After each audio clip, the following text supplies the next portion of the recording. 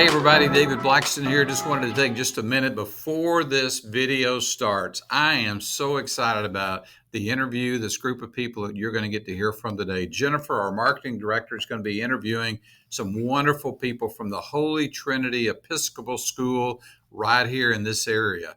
This school is a marvelous school for children that have different kinds of learning disability. It's a small in number, more one-on-one. In fact, it's kind of ironic. We were asked, this has been probably 8 or 9 years ago, would we sponsor one of their golf tournaments? Well, I was glad to help out. Didn't know a lot about the school. Then I went to play in the golf tournament and I saw the kids and I got to meet the kids. I got to meet the faculty. Kind of fell in love with this school. It's amazing what they do for all these young people today. The reason I want to make you aware of this is a great organization that needs your help financially. If you would like to make a contribution to the school, there'll be information about that. If you'd like to play in their upcoming golf scramble, I think that's coming up October the 20th. I know that's a ways off. You're saying, David, this is not even October yet. I know. But the main reason I want to get to you is this. Some of you all are at the point now where you're able to make qualified charitable distributions. That means giving donations from your IRA directly to the charity and not having to pay taxes on it. This is a worthwhile organization to look into. So folks, take a minute, listen to Jennifer. She'll be right here. Have a blessed day. See you later. Bye-bye. Good afternoon and welcome to another program of In Focus with Blackston Financial. I'm Jennifer Lorenzo, the marketing director here at Blackston, and we have some very special guests with us today. One being the Reverend Samuel. I'm going to try to get your name right. Segi Yumva. Pretty good? Did I do okay? Good, yes. And you are the rector with Holy Trinity Episcopal Church and School, and the new head of the school, Becca Coulter. So thanks for joining me today, both of you. Thank you. Thank you for having us. Honored. Yeah. So tell me, first off, you're new to the school, a couple months now, so tell me a little bit about yourself and why you decided to take this position. Okay, sure. So I've been in education for far too many years to admit, but I started in special education, so that was really my passion area, and then kind of went into elementary education and educational leadership. And my previous job to this was an instructional director for literacy with a network of charter schools. And I really enjoy literacy, and it's a passion area for me because it's just such a high need right now. So I was doing that, and then my husband was ill, and so I took some time off. And then as I was looking to enter the workforce again, I found the advertisement for Holy Trinity Episcopal School, looked at their website, was amazed, and then met Father Samuel, did the tour, and the tour sold me. The students, the warm family feel of the culture of the school. It's just once you're there and you meet the kids and you experience the culture, you don't want to leave. So so I'm very happy to be a part of it, and I'm happy to have been selected, and also just really excited about where the school is, but where we're headed to. Okay. And Father Samuel, if you can tell me a little bit about the school, because it's very different from a normal school in a variety of ways. So how long have you been serving the community, and why is your school special? I've been the rector of Holy Trinity Episcopal Church and School since 2021, February 1st. And perhaps it's important to talk about why I was attracted to that church. When I was invited to interview for the position and learned about the school and what it was doing and the kind of students it was serving, I was deeply touched. And I said to them then that if you call me, I'm coming. So when they offered me the position, I was really honored and passionate about the school. And the reason, really, the fundamental reason for me is because we serve students who have struggled elsewhere. For some of them, this is the last chance they are trying, the last attempt to see whether there is a school that can serve them. And it's wonderful to know that our little school is truly making a difference in the lives of students. Those who were at the banquet recently heard from a parent who brought her son because it was the last resort. And even the school principal then at the time wasn't quite sure whether they could be able to help him, but they did. He just graduated last week, and he's completely changed. He's bright, smart, has changed inside out. And so when I heard about that, the similar stories to that one, I said, I'm in. And I've been passionate about the school, finding all the possible ways to make it succeed. So it's truly a wonderful place. The difference it makes in the lives of not just the students, but their families. Because I have a sister who has an autistic child. I know how difficult it is to meet the needs of such a student. And so the difference we are making is not just for the students, but for their families. And I think for society in general, because if these students are not served, the negative impact will not just be on them, but on all of us. So I'm passionate about what we do for our students, their parents, and all of us. Yes. Can you tell me a little bit about the students that you currently have and kind of what situations they're facing?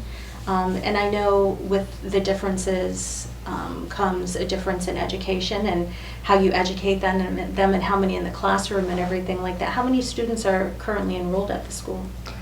We have a capacity of 49. This past year we had 45. We are hoping that next year we'll have full capacity. But we're also starting a new program, which we are calling the Extended Transition Program, which will offer some of the students who have completed 12th grade but are not quite ready for various reasons to step into the next step, either employment or school. So with that program, we'll have probably 55 or more students. It's important to help them if they Yes. can't go on to college or something like that, Yes. with employment opportunities. And, Yes. and some of the things that these children are dealing with, it's 6 to 12, the school. Yes. And then, like you mentioned, autism, ADHD, dyslexia, and other learning disabilities. And so they have to be taught a different way. My mom and dad were both educators. My Yeah. mom's special education for a long time, and there are significant differences in the way that you teach some of those students and the needs that they have, and then their families as well. Sure. Yeah. So our students, we have unique learning Yeah. abilities, and we really want to focus on our students' abilities and their God-given gifts, and that Right. we're really developing those, while at the same time acknowledging that their learning differences can become obstacles academically. So we definitely are always cultivating our specialized instruction and working together as teams of teachers to really make sure that we're meeting all the needs of our students. And we really have the gift of small class sizes, so that makes it much easier to really know the needs of each of our students and really grow them from where they're at forward. So yeah, we really are positioned and focused on meeting the needs of students who have maybe ADHD or ADD on the autism spectrum, or dyslexia, or different learning disabilities. And that's really, a population that you hear a lot more about in the news these days. It's a population that is growing, especially autism spectrum.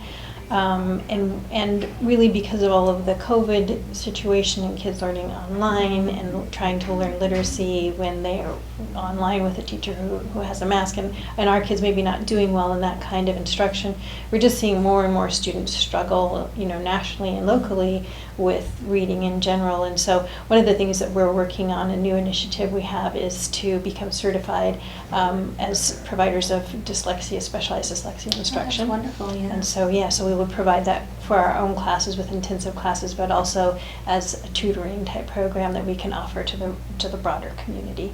So that's another initiative that we're starting in addition to the transition program, which we're very excited about, that will be working with kids during the morning time and really helping them develop their life skills, develop their academic skills through career kind of choices, getting trade certificates, and then working with the vocational rehab program to provide work experiences in the afternoon and supported employment. Wonderful. Yeah, we're very excited. Now, do you have a waiting list to get into your school? Because it seems like it would be of great benefit to those families who are really in need of this type of education for their children. How does enrollment work if people might be watching this right now and they know someone that has kind of a gifted student that they would maybe think of possibly, telling them a little bit about your school? How does that intake process and everything kind of work? Sure, we have kind of a unique intake process. Mm-hmm. So we have our regular enrollment paperwork, but then we invite our students, potential students, to come in and tour the school and stay for a half a day. We want to make sure that they're a good fit for our school and that they feel comfortable at our Mm-hmm. school. So that's a little awkward in the summertime, not as much possible, but we still have an intake process where we really want to sit down and get to know families and the students prior to going to the full enrollment stages of the process and looking at, usually they have an IEP or a 504 Sure. that we're making sure that we're aware of and can service. So right now we have some grade levels that are hitting capacity, but we also can be creative in that if a student is in 8th grade and ready to take on algebra, they don't have to be in an 8th grade class. Or if they're in 8th grade but not quite ready for it, we can put them into a class that they are ready for. So there is some wiggle room there, but we are starting to get to a point of having to take put kids on a wait list for certain grade levels. Wow, that's amazing. And how long has the school been open now? Almost 30 years, 29 years to be exact. It was started in 1996. But based on what I read, it really didn't take off at the pace it's on now until 2014. And that's when they started the golf benefit, for example, Mm-hmm. and received more funding and started attracting more competent teachers. Mm-hmm. And since 2014 it has been on a significant rise.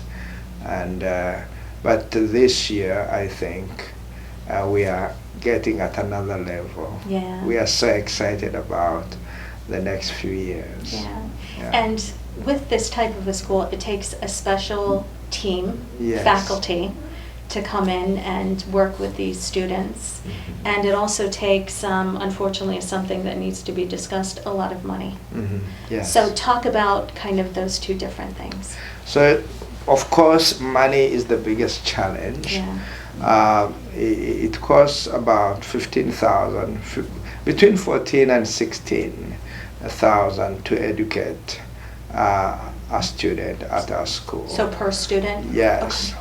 Students who come to us have a state scholarship that averages around 9,200, and we charge 11,200, which is a difference of 2,000. Mm-hmm. And only 30% of the parents are able to pay the 2,000 difference. Sure. Between what we charge and what they receive from the state scholarship. And so we have to raise the difference in most cases between the 9,200 state scholarship and the actual cost, which is about between 14 and 16,000. And so it's a big issue. Fortunately, We have generous people like Blackston Financial Group that sponsors our golf benefit each year. We have some parishioners who are generous, who give donations big and small. And somehow we are able to make it.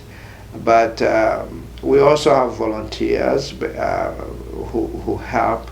And the church covers much of the expense. The church, even though ours is a small church, but we have some money in the budget for the school, and we cover things like space and utilities and things like that.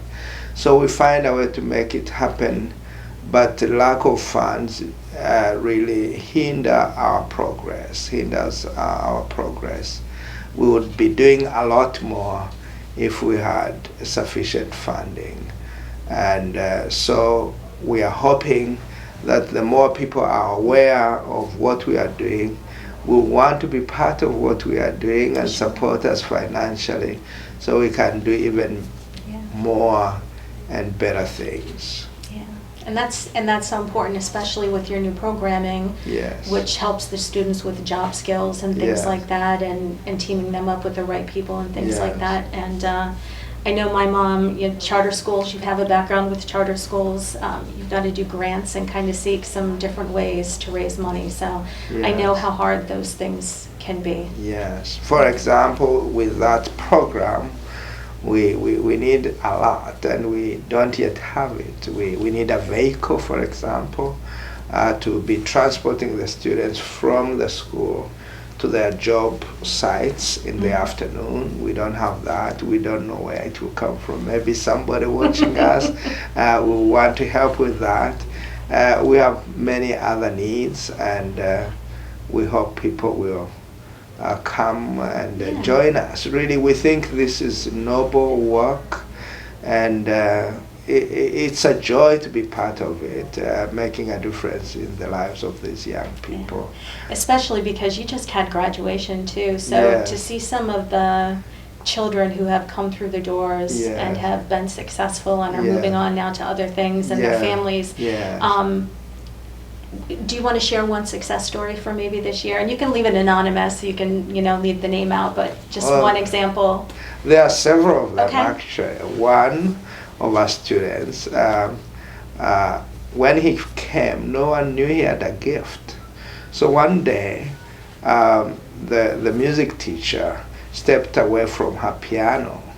Then this student went on the piano to play with it. When the teacher came back, she said, because this was a student who was very shy, always looking down like this, even at lunchtime.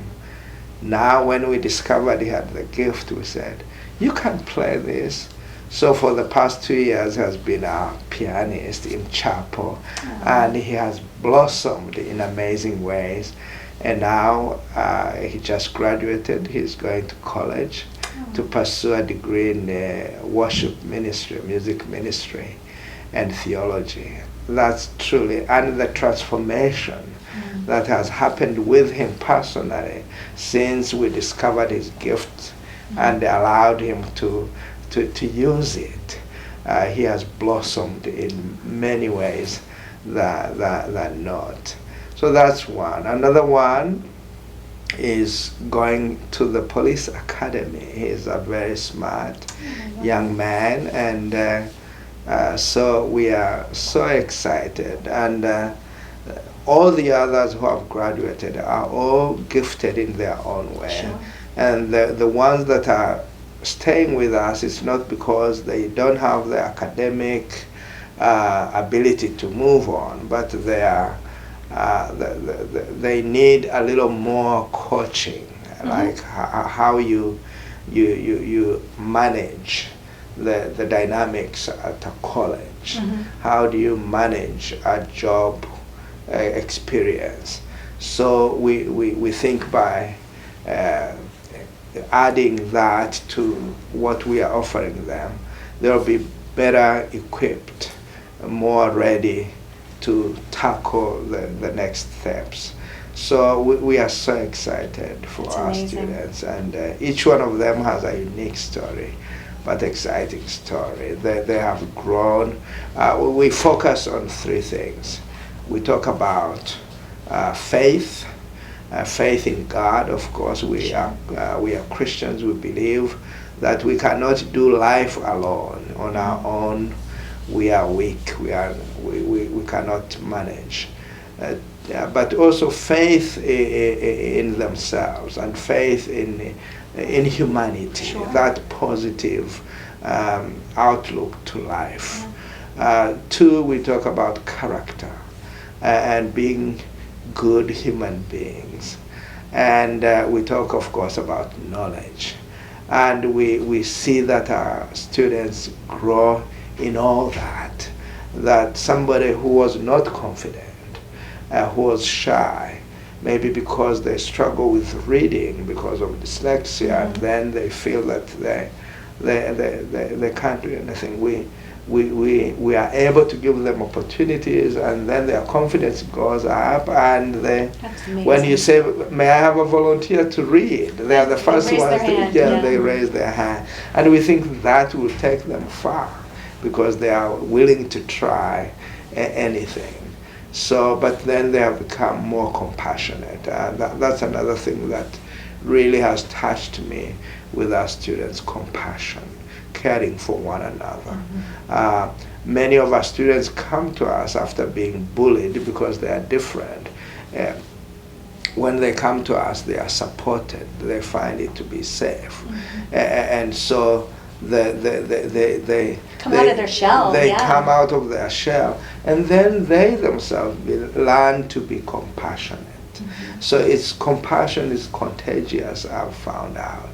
And so at our school, if somebody stands up to read and they are struggling with words, no one laughs at them. In fact, they cheer them up. Or somebody will come alongside and help with the word that somebody is struggling with. And when they are done, they clap for both of them. The one who came alongside to help, and the one who was willing to receive help. So it's truly a wonderful place to be. So our kids have become wonderful human beings, compassionate and kind. And so they are truly blossomed in both character, faith, and knowledge. It's wonderful. Yeah. So wonderful that you can both be a part of that. Yes, we are honored and see them blossom, and yes. all of their stories and everything like that. I think that fuels meaning behind what you both do every single day. To have that experience and to be able to see that's very amazing. And you mentioned our staff before, and really, again, where finances are always kind of a struggle for small schools like ours. Our staff is so dedicated, and they put in so much time of their own time because they see these students and they're dedicated, and truly it was really fun to watch the graduation because most of those kids have been with us since 6th grade. It was very emotional for some of those teachers, and they're like, I need to be a part of the transition program too and still teach here because I can't let go of these kids because you get so attached to them because they make such a mark on our lives too. Yeah. Well, that's wonderful. We have something like this in the community, and we're able to share this with all of our clients and so many others and help get the word out. I know you had a banquet the other evening, and David himself was there to speak a little bit about the needs for the school in the future and kind of discussing what your plans are, which we've talked a little bit about. But some other ways that you kind of raise money throughout the course of the year is with some other events that you do. One, it's coming up. It's a ways away, but we're already almost in June, so Christmas will be coming soon. In October is the big golf benefit. Is that one of your biggest events, fundraisers for the year? Yes. So the banquet was a complimentary event, another event added. And let me talk briefly about the banquet. Yes. We were so honored to have Mr. Blackston be part of it as a guest of honor. But also, there were 3 goals for the banquet. One was to honor and celebrate those who make the difference in our students, the teachers, the volunteers, the donors, and Blackston Financial Group was honored for their generosity over the many years, and we really feel grateful for your continued support. And the other was to share our story with a wider community. We had 230 people, many of whom had never heard about our school. So we feel we succeeded. And the other was to be able to solicit more support, and we were able to raise close to 30,000. So wonderful. we are so glad that our banquet went very well, and we are grateful that Mr. Blackston was able to join us for that. And talking about the upcoming golf benefit, our annual, of which of course Blackston is the title sponsor. It's coming up on October 20th at I have it here too. Continental Country Club in Wildwood, a different venue this year, and it will be in the morning at 7 a.m. With lunch afterwards. We are asking for really $110 per golfer, and that includes lunch and golfing. And for those who do not golf but want to come, it's only $30 for the lunch. Can join us.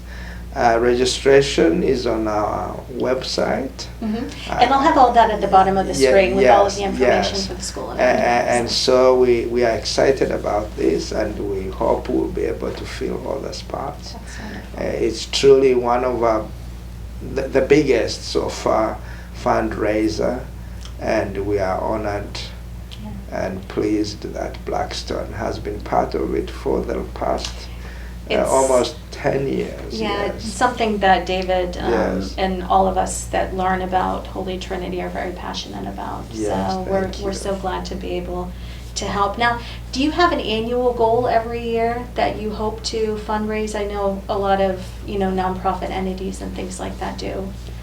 Yes, we like last year, we hope to raise at least $100,000 for the general operating fund, and that includes financial aid. As I told you, not all the parents are able to meet their portion of the tuition and fees, and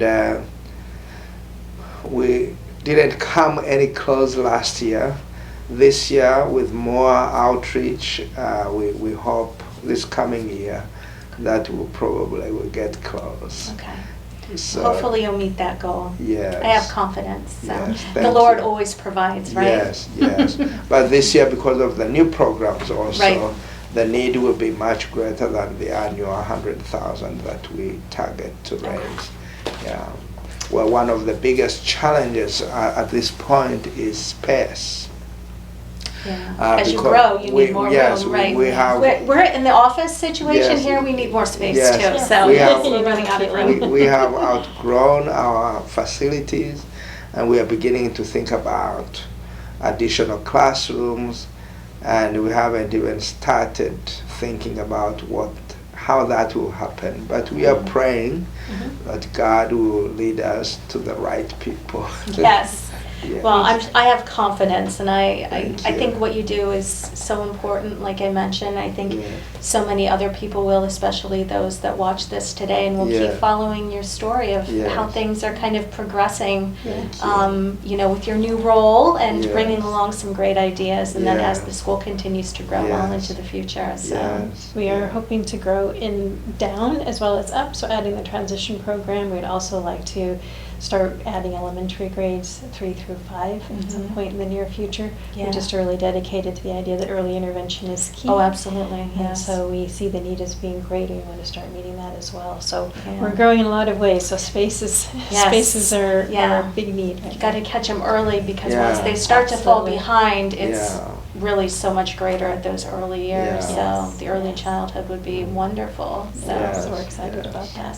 Well, thank you both so much again, Reverend Samuel, for coming in today. And Yes. congratulations so much on your new position, Yeah. the head of school, Becca Coulter. And it is Yes. Becca. I asked if it was Rebecca. She said she said it's Becca. So Yeah. it was so great for you both to come in and discuss this with our And clients if you'd and our allow me viewers to today. say one thing about Yes, absolutely. Go ahead. Miss Becca, she has brought so much to our school. We've never felt so positive and optimistic about the future of our school as we are now. She brings so many gifts, and she's a woman of faith. She's hardworking. She knows the field. She's truly an educator. She brings that specialty as a special education person. We are so excited about what she brings, and we thank God for bringing her to us. Oh, that's wonderful. Yes. Very kind. I'm very honored to be here, and we have amazing support between our board and the church, Father Samuel, the amazing amount of volunteers that we have, so our families. So it's a really special place with a great heart. So Yeah. glad to be part of it. Well, I'm glad that we're able to be part of it in some Thank you. capacity. And again, Thank thank you you. both for coming in. And stay tuned, because I'm sure we'll be hearing from both of you well into the future. So. Thank you. All Thank right. you. Thank you, everyone. And we'll be back with another episode of In Thank Focus you. shortly. Yes. See you later. Bye-bye. Thank